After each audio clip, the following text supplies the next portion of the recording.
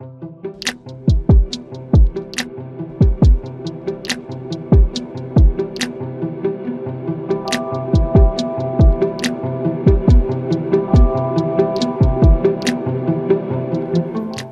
are y'all? Woo! Okay, all right, a little bit of a reception there. I'll take it. Thank you. Man, my name's Carter. I'm one of the pastors here at Redemption Church, and I just want to say a special welcome to you, especially if you're new. But whether you're joining us here in person or whether you're joining us online, I'm glad that you're with us today. And I'm glad to be back myself, because my family was on vacation for a few weeks, and I haven't preached in 3, so I'm ready to jump right back into it. So buckle up, okay? I've just been boiling over for the last 3 weeks. I can't stand it, so I'm glad to be back into it. And man, I thought our 3 speakers for the last 3 weeks were great. Can we give them a round of applause to thank them for being here and doing that for us? If you missed some of them, you got to go back and listen and check them out. But they were great, very encouraging stuff. And we've been in Matthew in our series, Who is Jesus, this summer. So we've got a few weeks left of this. And we're not so much detailing theological points about who Jesus is, as much as we're trying to understand who he is through his actions. As Matthew, one of his disciples, writes them down and records them for us in his gospel, right? We want to try to understand who Jesus is through what he does. And so we've been reading through this part of Matthew to try to foster a sense of deep, dependent worship on him. That's what our theme is for the year as a church, is deep, dependent worship. The only way we can do that is if we know who Jesus is, right? And so that's what we're doing here through this series. We've got a few weeks left in it until we get into the next series, which is called Grow, the Secret to Spiritual Maturity. I'm really excited about that. That's going to be kicking off at our fall launch, so I hope you'll be here for that. It's going to be really good for us, helpful in ways to understand what it looks like to mature in our faith and to grow in spiritual maturity. But now let's get into Matthew for today. We're going to be in Matthew chapter 11, starting in verse 25. If you want to turn there or find it on your device. And I want to ask you this to get your mind thinking about what we're talking about today. Have you ever felt anxious before? You don't have to raise your hand, because I know we all have felt anxious at some point, right? Have you ever felt overwhelmed by anything? Have you ever been so fearful that you just can't think about anything else but that thing that you're afraid of? Have you ever been so angry or frustrated that you just can't get it out of your mind? It just keeps coming up over and over. You're seething with bitterness and frustration. Have you ever felt any of those kinds of emotions that just grip you so much that it's almost like they consume you, right? You can't get past them. Well, these emotions actually aren't bad in and of themselves, because they do indicate something that's going on in our heart that we need to pay attention to and be able to deal with. But man, in the moment that we're feeling those kinds of emotions, it gets really difficult, right? I mean, they just consume us. Especially something like anxiety, which is something that a lot of us are touched by in this particular culture and time in history. I don't know if you guys know this or not. I've been reading a few articles over my vacation. That's one of the ways that I rest, is I read some stuff. I listened to a martyrdom book about Richard Wurmbrand while I was on vacation, so that was really edifying to my soul, very difficult. But then I read a bunch of articles about different things, and I'm just banking stuff away, find things very interesting. And several of the articles that I read were about the anxiety epidemic in the Gen Z and millennial generations. These are the 2 most anxiety-ridden, depressed, down generations that we've seen in modern history. You just do a quick Google search and you'll see all these articles that come up. I wanted to give you one source here that I have a slide of that I found. Some 50% of 8th, 10th, and 12th graders are showing signs of clinical depression today in our culture, because they answered these 3 questions in this way. I can't do anything right. They don't enjoy their life. They don't believe their life is useful. And you can see by year how these go up in the social media movement. Look at this. As social media takes flight here in 15, 16, 17, 18, that's when depression goes up. That's when anxiety goes up. Very interesting to see what's going on in our culture. We're in one of the safest times in history, in Western history right now. One of the most wealthy, one of the most prosperous times in Western history right now, despite what you see on the news and going on in our country. This is one of the most prosperous times, one of the most safest times in our country for all people, and yet despite society's relative safety and security that we're enjoying, anxiety is like through the roof. That's very interesting how they correlate with one another. If you think of another graph in your mind and you see the bell curve of relative security going up, so is relative anxiety. It's just paralleling that security graph all the way up. It's very odd. And if you think about how that works, Christians kind of understand what the secret is there.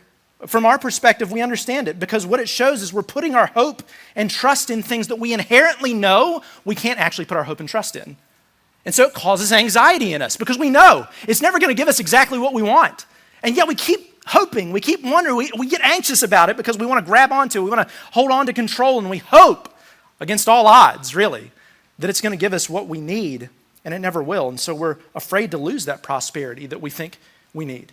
We're afraid to lose that security that we think we need, and so it makes us anxious. We're just waiting for it to all blow down like a house of cards, you know? And what we'll see in our text today is that Jesus deals with that very directly, and he says he has the answer. As a matter of fact, he's going to say he doesn't just have the answer, he's going to say he is the answer. That's what he's going to talk about here. He's going to say we all actually struggle with inner anxiety at some level, right? And he's going to say he's the answer. All you have to do is come to him and put his yoke on you, and he is the way that we overcome this anxiety in our lives. He says we're all yoked to something. We're all yoked to this guilt and this shame and this anxiety and this frustration, all these emotions that weigh us down. We're yoked to those things, and if we take that off and put on his yoke, it'll be easy because his burden is light. It's not even like it's a burden at all. It's satisfying. It's restful, right? Because what we see in all of these things, what do we say here all the time? We're restless when we have these kinds of emotions. We're yoked to restlessness, this guilt, this shame, this inner anxiety that we all feel. We're yoked to it like an ox is yoked to a cart or a plow. And Jesus says, if you take that yoke off and put my yoke on, I'll give you rest. That's what he's going to tell us here in our passage today. We can be set free from all of that stuff because his yoke is easy and his burden is light. He gives us rest. And so the main point for today, if you're taking notes, is this, and you can write it down. Jesus is the rest we need. He is the rest we need. It's pretty straightforward, but I don't want you to miss the language there. He doesn't just give us the rest that we need, although he will do that, but he is the rest that we need when we come to him. It doesn't just help us Sabbath better. He is the true fulfillment of the Sabbath. The very concept of the Sabbath he fulfills. He doesn't tell us to take a vacation so that we can rest. He is the vacation. He is the rest. He is the destination that we need to go to for rest. He's the rest that we need.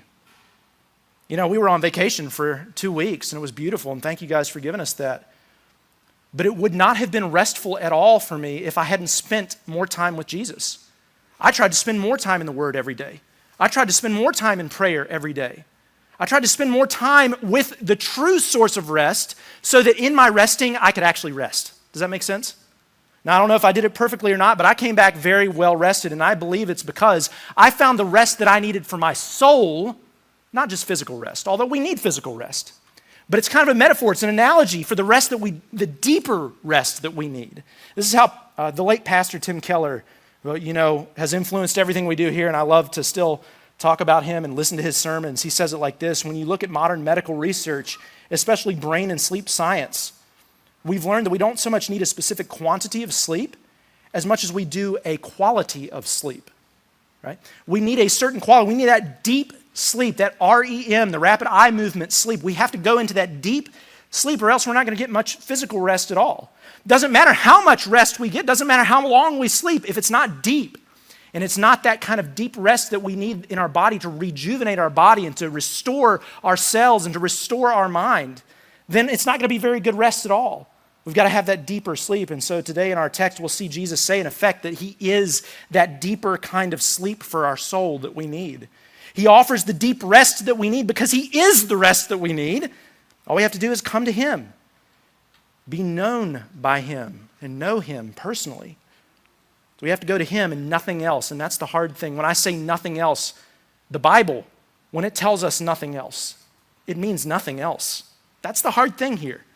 So as we go through this, you start thinking about, am I putting my rest in Jesus and nothing else? Or am I putting my rest in Jesus and something else? Or am I just putting my rest in something else, period? That's the thing that we ought to be thinking about as we go through this text together. So let's go ahead and read it here in chapter 11, starting in verse 25.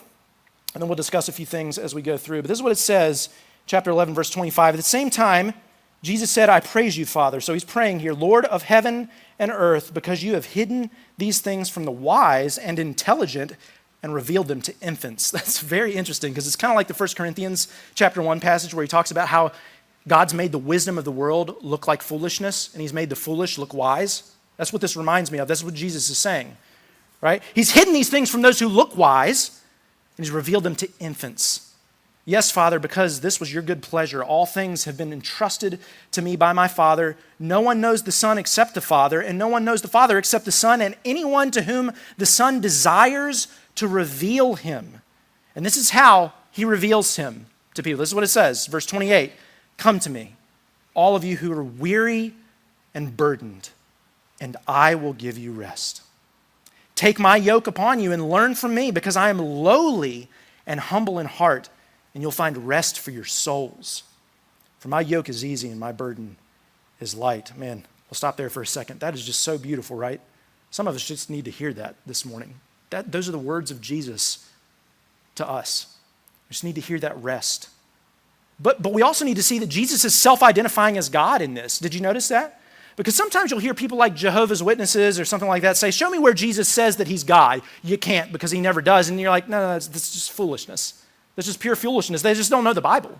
They don't know Jesus' teachings. Because when he quotes Isaiah, we've seen him quote Isaiah for the last 3 weeks. When he quotes Isaiah, or he does something like call himself the Son of Man from Daniel, or he does something like this where he references Jeremiah the prophet here, he's applying that to himself as though he is God. He's saying this word of God that you heard from the Old Testament prophets, where God was speaking, I'm that. This is what he says in Jeremiah 6, for example, where he references this here. He says, this is what the Lord says. Stop at the crossroads and look around. Ask for the old godly way and walk in it. Travel its path and you'll find rest for your souls. He's identifying himself as that pathway, right? Later, we'll read in John that he's the way, the truth, and the life. Nobody goes to the Father except through him. And he's saying, if you walk my way, if you come to me, I will be that rest for your souls. Walk in my ways, he says. Put my yoke upon you. Follow me. And I'll give you the rest for your soul that you need. He's claiming to be God there. I don't know much more clear he could be. Matthew, our author, clearly wants to demonstrate that for us here. And he's displaying his divine authority and his ability to give us this rest. And he does it through stories, as we've seen him doing these miracles over the course of our series so far. And so in chapter 12, he gives us another one. He writes this interaction here. Chapter 12, verse 1, at that time, Jesus passed through the grain fields on the Sabbath, and his disciples were hungry and began to pick and eat some heads of grain. And so he has this interaction with the Pharisees, because when the Pharisees saw this, they said to him, see, your disciples are doing what is not lawful to do on the Sabbath. They're still confused about who Jesus is here. And he said to them, haven't you read what David did when he and those who were with him were hungry? How he entered the house of God and they ate the bread of the presence, which is not lawful for him or for those with him to eat, but only for the priests? Or haven't you read in the law that on the Sabbath days the priests in the temple violate the Sabbath and are innocent? I tell you that something greater than the temple is here. If you'd known what this means, I desire mercy and not sacrifice, you would not have condemned the innocent. For the Son of Man is the Lord of the Sabbath. Oh my.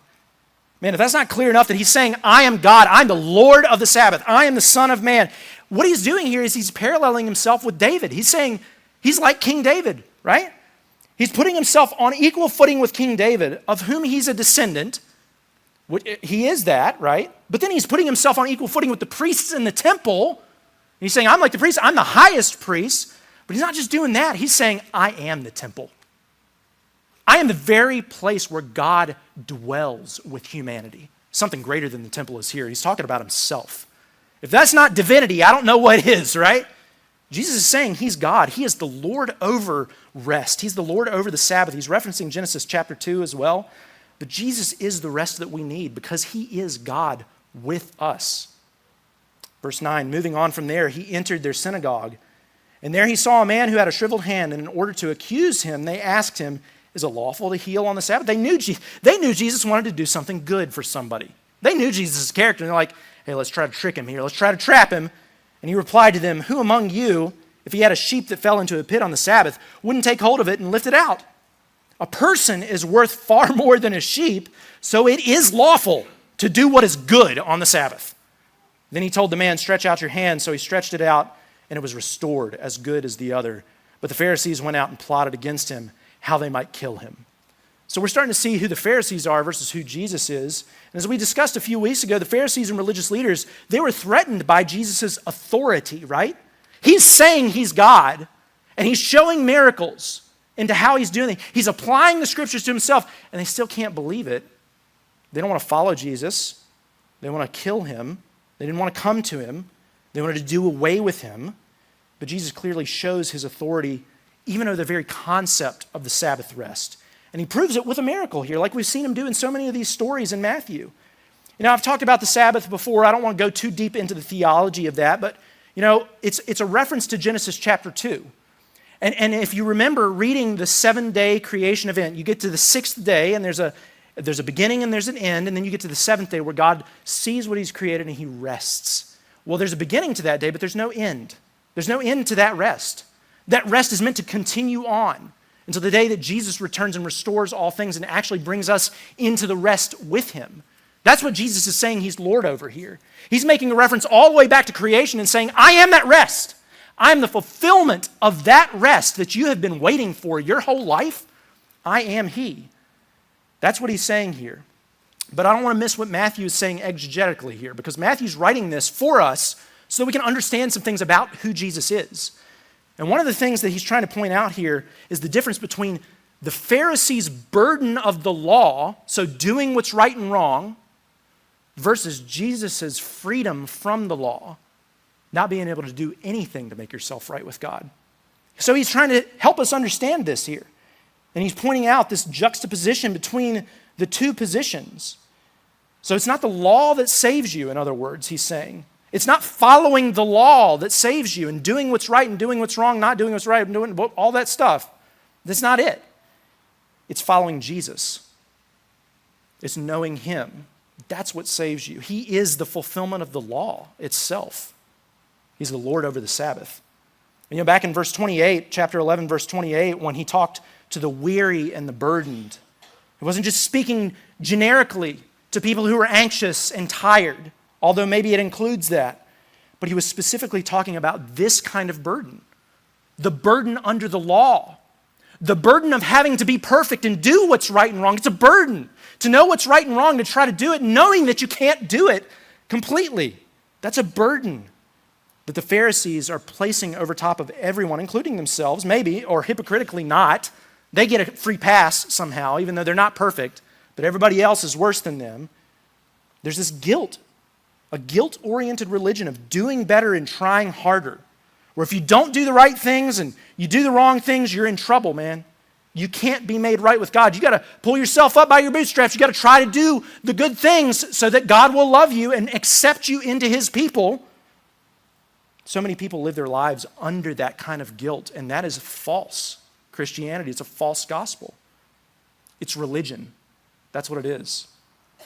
Jesus recognizes this as a burden and a yoke. He's in essence saying this: guilt is something you can never get away from. You're yoked to that guilt, and you'll never be able to get away from the guilt. You'll always have that inner anxiety, that restlessness that you just can't seem to put your finger on. No matter how much you do to make yourself happy, no matter how high you climb in the upper echelons of society, you'll never be able to find that rest, that satisfaction, that completeness that you're looking for. You're always going to have this. You're yoked to it.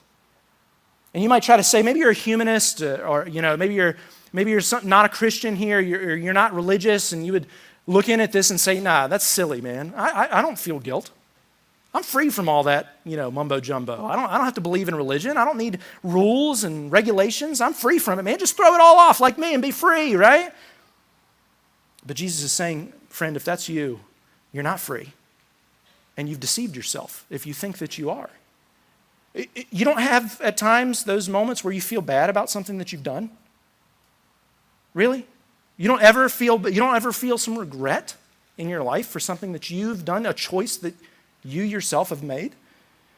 You don't have those moments where you feel kind of bad about yourself every once in a while, or the direction that your life is taking, you're not quite happy with that? You don't have choices where you've failed to meet the very standard that you might have created for yourself. You're like, man, I was trying to do this and I just couldn't do it, you know?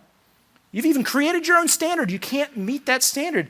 See, we all have standards, whether we're religious or not. Even if we've created them or we've allowed God to speak those standards over us, doesn't matter. We create standards, and what Jesus is pointing out here is that we can't even follow the ones that we make up. You might make up standards and you can't attain to them. You can't even be perfect in the way that you define perfection. Don't fool yourself. When you say you don't feel guilty, I think you're just trying to deal with the guilt by denying it. See this all the time, right? That's one way of coping with guilt, isn't it? Is to try to deny that you feel guilty or to point your finger at everybody else and make it feel like they're the ones that made you feel that way, right? It's not me. It's somebody placing this on me. Friend, that's self-denial. I saw this all the time when I worked at the pregnancy center in Greensboro, all the time. We were out on the sidewalk at the abortion facility there in Greensboro, and we saw women going in and out. We saw volunteers helping women in and out of that facility, and man, some of those volunteers, they would get pretty nasty with us. And they would say things like, I shot my abortion from the rooftop. I'm happy about it. I don't feel bad at all. And you guys are the bigots. You're the ones making us feel shame. We feel this way because of you. And we weren't shaming anybody. We were simply there saying, hey, listen, abortion isn't your only option. If you don't want to do this, we're here for you. We'll help you out. Now, you tell me who had a message of love and who had a message of hate. It's because they're denying the fact that they feel guilt and they're placing blame on other people. That's what we will all do that if we're backed into a corner and we don't deal with our guilt appropriately. That's what will happen.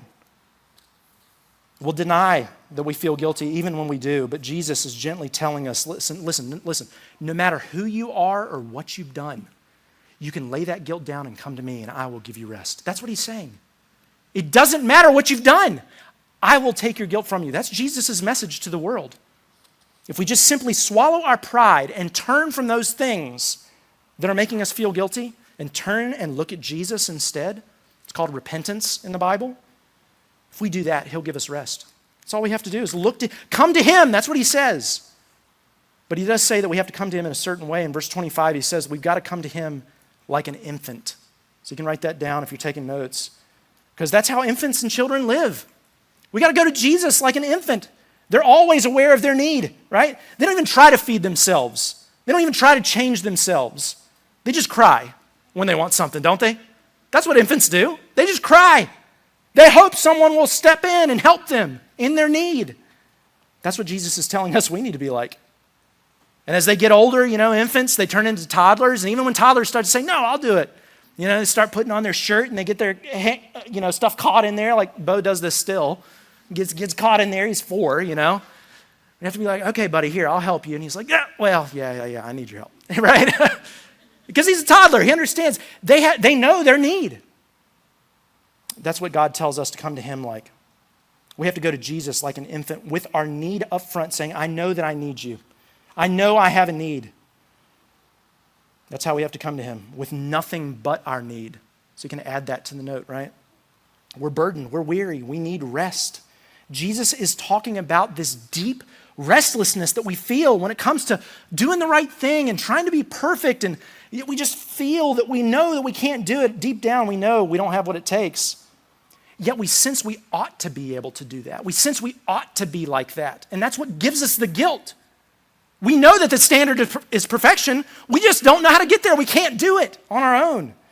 That's why at work you feel restless sometimes. When you're not satisfied with the job that you've done, you could do better. You get restless. Or even when you achieve what you've set out to achieve and you've gotten everything you want in your career and you're successful by the world's standards, and that's why you still feel a little bit of restlessness because you're like, this is all there is? Work makes you restless if that's what you put your hope in. You feel this at home. When you haven't been as good of a spouse as you should have been, or when you haven't been as good of a parent as you would like to be. I know moms feel this. I know mom guilt is a real thing, okay? I'm not a mom, obviously, but I have a mom in my home. It's my wife, and she feels this guilt a lot. And I know that other women do too, because you feel inadequate. There's this deep restlessness where you want to be perfect, but you're not. You can't be. You're restless. You might feel this at church too. You think coming to Jesus requires you to clean yourself up and to be a good person. You got to be a good person to go to church, right? You know, but in the back of your mind, there's this hidden sin that nobody else knows about, that you're not willing to share with anybody because you're ashamed. Deep down, you know that you're not good enough. You're restless. And the beauty of what Jesus says to all of those and more is simply come to him. Just come to him. That's all we have to do. Like a baby, know your need and go to him, because Jesus is the rest that we need.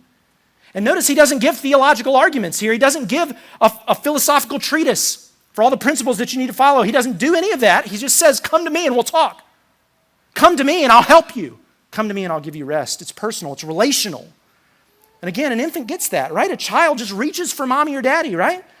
When they're anxious or they're afraid, they just need someone to step in to their anxiety and their fear and to make it all better, to chase the fears away. And Jesus says, listen, if you come to me, I'll chase those anxieties and those fears away. If you put your hope in me and yoke yourself to me, I will help you in that. That's what Jesus offers in the gospel to us. That's not to say we check our intellect at the door or anything like that. No, we all have questions. We all have things that we wrestle with. But what it requires is that we go to Jesus first. Primarily, go to the man Jesus and see what he's done. Look at him. Look at his life. Look at his teachings. Look at all of those things. First, go to him. That's certainly what we ought to do. There's a place for having your questions answered. And if you need that, I'll sit down at coffee anytime and talk through any of that stuff. I've wrestled through it all, I promise you. But the thing is, Christianity is a relationship-oriented belief. That's what we have to get here. That's what Matthew is trying to point out to us in this gospel. That's what Jesus wants us to understand about himself. Christianity is a relationship-oriented belief. It's not a religion in the strict sense of the word, where you have to do some good things or not do some bad things in order to know God. It's not even a philosophy in the strictest sense of that term, because it's not just a set of principles that you have to believe in order to be a good person, although it includes both of those things, but it's first and foremost and primarily a relationship with the God of the universe who created you through his human embodied son, Jesus. It's to know and be known by him. It's to come to him. That's what Christianity is. That's what it means to be a Christian. Maybe you're here today and you've been in church all your life, but you haven't been treating it like a relationship. Maybe you try to follow principles. Maybe you try to be a good person and it's weighing you down and you're restless. And you can lay all that down today and you can go right to Jesus right now. He says, go to him. He'll take you in and he'll give you rest. But there's a second thing that he says to do in verse 29 that I want to make sure that I mention here before we close out our time. He says to take his yoke upon ourselves and learn from him. That means Jesus has to become our master, if you want to write that down. That's what it means. It's not just going to him, although it is going to him relationally, but it's going to him as what? As our authority, as the one who's Lord over our lives. See, back in those days when somebody would go to a religious leader and follow them, they would use this term yoke. They would say they were yoking themselves to the rabbi, so that they would follow him and learn from his teachings. Not an egg yolk, not Y-O-L-K, but Y-O-K-E, right? Like the yoke that goes on an animal, a beast of burden. Like you would hook an ox up to a plow with a yoke. It's that beam, the wooden beam that goes across with the loops on it, you know? And so he would say, or if you were following a rabbi, you would say, I'm yoking myself to this rabbi. I'm putting myself under his yoke and I'm learning from him. I'm going along with him in life and I'm learning. So Jesus says, take his yoke onto yourself. Yoke yourself to him. We're yoked to the anxieties of the world, the guilt, the shame, all the inner turmoil, the restlessness. We're yoked to all that. So lay all that aside and be yoked to Jesus instead. Follow him, learn from him. His yoke is freedom. It's not a yoke of guilt or inadequacy. It's recognizing your inadequacy and your guilt and your need, and it's giving it to him and him giving you the freedom of forgiveness. That's what happens when we yoke ourselves to Jesus. He's saying we're inherently yoked to that guilt, but we can be yoked to him. We can trade yokes with him. He'll take all of our guilt and our shame onto himself, and he'll give us all of his freedom. Man, that's a beautiful picture of what it looks like to go from restless to restful, right? And I know what some of you guys still might be thinking. Maybe you're here and you're afraid of doing that. Maybe you've never taken the step to give Jesus all of yourself. Maybe you're holding a few things back in your life. There's just this one sin and you're like, man, I cannot let go of this. I don't want to let go of it. Maybe you're like, man, I just haven't taken the step over the line to follow Jesus because I know it's going to require me to give up all of the things that I love in life. Maybe you're just afraid of that. And I understand that. We're Americans here, right? We like to throw off all the authority over top of us. We like to be our own authority. We're Americans here, right? But listen, Jesus is saying, you're deceiving yourself if you think you can find freedom on your own. He's saying he's the only true source of this freedom that we're so longing for, even as Americans, right? He's the source of real freedom, not the American way. It's not a popular message, but that's Jesus' message. Jesus says, you can never be enough. The freedoms that you try to find can never be enough, and that's the problem. You feel that way at work, you get restless at work because you're never going to have good enough work. You're never going to have enough success. You feel that way as a parent because you're never going to be a good enough parent. You feel that way as a Christian or a religious person because you're never good enough. You can never be perfect, and that's why he says he's gentle and lowly in heart, because he knows you feel that guilt. He knows you put that on yourself. He knows that you're under that burden. And he says, listen, though, you come to me and I'll give you freedom. I'm gentle. I'm lowly. I'm meek. I'm humble. That's what he says here.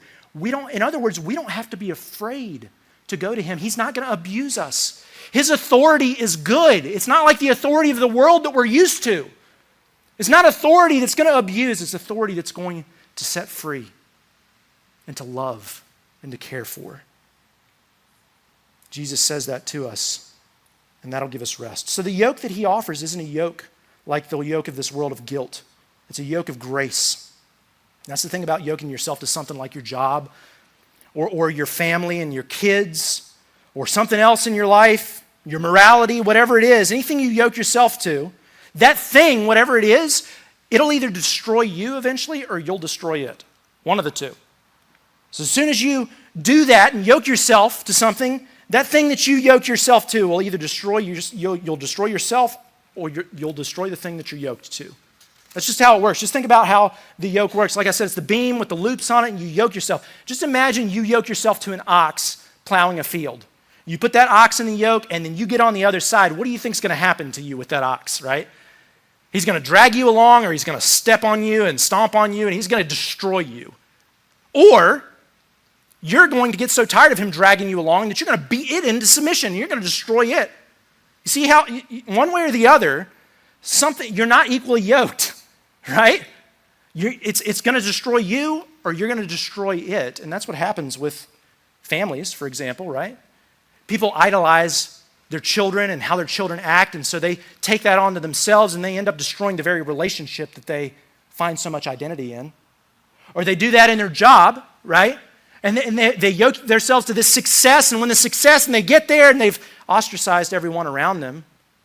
But they're there on top by themselves because it's destroyed them or they've destroyed it. That's how it works every time we yoke ourselves to something. We will destroy it or it will destroy us, one of the two. And Jesus says, come to me. Yoke yourself to me. I'm different. His yoke is easy, it's light. He's the better master. He is the rest that we need. He lived the perfect life that we should live in our place, right? He did that on our behalf. We're never good enough. We are guilty. He took that guilt onto himself. And he took that shame onto his shoulders and he traded yokes with us. That's the beauty of the gospel. And he carries our burdens and our shame all the way to the cross of Calvary. And he died for that guilt that we have. And then he rose from the dead after that. And that power that he had over death means that we can now be set free from all those things that make us feel guilty and all those things that lead to destruction for us. See, Jesus was destroyed so that we wouldn't have to be, right? That's the gospel that we believe. He traded places with us. And when we come to him and take his yoke on ourselves, we can have his life and his freedom, both now and into eternity. That's the Christian message. So the question is, what burden or yoke do you need to lay down so that you can experience Jesus' rest today? What is the yoke that you are still holding on to? What is that for you? It's very convicting even for Christians in the room, I feel like, because for me, I know that when I started feeling restless again At any time. We'll go through this up and down, ebbs and flows, right? Mountaintops and valleys in life. And when a Christian starts feeling restless, you know that you're not going to Jesus like an infant in those moments, right? You know you're not recognizing that he's the one that can actually give you rest. You're relying on your own wisdom, but it becomes foolishness for you. And that's a hard feeling to wrestle with, but listen, in those moments where you feel those emotions, the anxiety, the inner turmoil, the restlessness, what it can do is show you what's going on in your heart. It can wake you up to the fact that you need Jesus, and it can drive you back into his arms again because he's there. And he's saying, come to me, all who are weary, all who are heavy laden, I will give you rest. I am the rest you need. That's what he's telling us. And you might say, yeah, but you don't know what I've done. But Jesus still says, come to me. And you might say, but I've murdered in my heart, or I've murdered in the womb, or I've murdered out of passion. Maybe it's somebody on death row. Maybe you're watching this or listening to this and you're in jail for something like that. Jesus still says, come to me. You might say, but I've kept this sin a secret and nobody else knows it, and I can't get over it now. It's too late. And Jesus still says, come to me. You might say, yeah, but I'm worthless, or I'm useless, or I don't feel like my life has any meaning. I'm broken. And Jesus still says, come to me. See, that's Jesus' message about himself to this weary world. What do you need to lay down today so that you can let go of that burden and take on Jesus' yoke, which is freedom? Listen, there are a ton of ways that we could apply this today, right? Personally, socially, morally. And I hope you're starting to do that for yourself. I hope you're starting to apply this to your own life. But I want to apply this in particular to the issue of abortion today. As you might have noticed, we have a group out in the hallway. You saw the table on your way in called Love Life here. We do this about once a year where we adopt a week to just pray over this particular issue. And I thought it was very apropos for this week as we talked about Jesus, the gentle, the lowly, Jesus, the restful. Because that's often what this topic of abortion, it sows this discord among people, right? It's just so, oh man, it makes us restless. No matter what side of the aisle we find ourselves on, it's an issue that's divisive. And Jesus is saying we can come to him in this. And in Roanoke in particular, this is a major issue because Roanoke is the largest city in this entire region of the state and multiple states. And so we have 2 abortion facilities here in Roanoke, which is huge for the size that we are as a city. But they see people from all over the place, North Carolina, West Virginia, Kentucky, Tennessee, other parts of Virginia, obviously. And so this is a major issue here in Roanoke, not just for our citizens, but for people in the surrounding areas.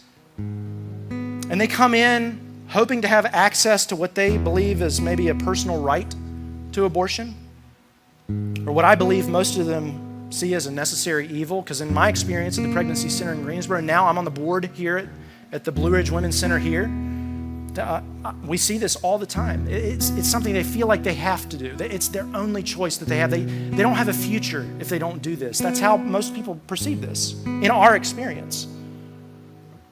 And what we need to say to them is that there's hope. There's rest for your soul.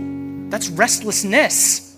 But you can find rest if you just go to Jesus. And we're here to help. We're here for you.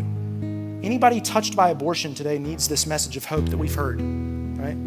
And listen, if this is you, and you hear this as a political issue, and you're like, man, I don't like this at all.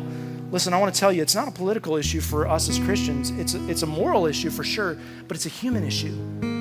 It's a sin issue of rest and redemption. It's an issue that you need to grapple with and recognize as problematic. You might be feeling that guilt if you've had an abortion in your past, or maybe you've helped people or pushed people to an abortion, whatever it is for you. That guilt can be overcome through Jesus. That's the only way you're going to find rest. It's not through deceiving yourself into saying, I'm not guilty, I don't feel guilty, you're the one making me feel good. That's not it. I promise you, that's not going to give you rest. But coming to Jesus with your need will. And so if you're here and you still don't agree with that issue, or that you don't agree with our perspective here as a church, man, I'd love to sit down with you at coffee and talk through this. This is a major issue you need to wrestle with and come to a conclusion on, and be able to do it in a way that's not angry or bitter. That's part of the problem is people won't sit down and talk in our culture today. I want to challenge you. If you disagree with our stance on this, then I would love to talk to you. I'll sit down with coffee all day. I'm not Jesus, but I'll try to be gentle and lowly in the conversation, okay? I promise I will. I'm not going to try to shame you or guilt you or anything like that. but we can have a real dialogue, and I would love to do that with you. Come up to me after the service. We can talk longer and coffee, whatever. I'm happy to do that.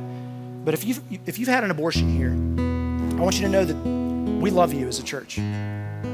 This is not something you have to hide from us. It's not a deep secret sin that you have to keep inside. This is something you actually need to deal with and repent of and lay at Jesus' feet if you haven't done that yet, so that you can let him take that guilt from you, because he will. He'll give you rest. And hopefully what you've heard today is that Jesus is the rest that you need. You don't have to carry that burden anymore. I desperately want that for you if that's where you're at. Man, I know that you need that. And I hope you'll take it today, because he's just waiting for you with open arms. And that goes for you if you volunteered at the abortion facility, or you're a nurse or a doctor at the abortion facility and you've actually helped perform abortions. The same thing is true for you. You can have rest if you just go to Jesus. And one of the incredible things about what Jesus offers is for all who are weary, all who feel this restlessness, all who know their guilt and their need. See, all we need to come to Jesus is our need. And all we have to offer is nothing. It's a gift, even for the worst among us. That's how Paul says it, right? The Apostle Paul, who wrote half the New Testament, who helped lead countless numbers of people to Jesus and to follow them, he said that he was the worst of sinners.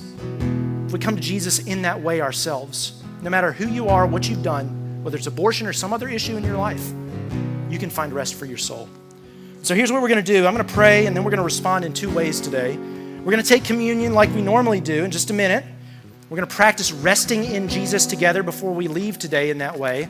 But before we do that, we're actually going to hear from Jenna, our Love Life representative, because she's going to tell us what we're going to do this week. We've adopted a week to pray and to go try to make a difference through prayer in this way. We want to be gentle and lowly in how we even approach the topic of abortion.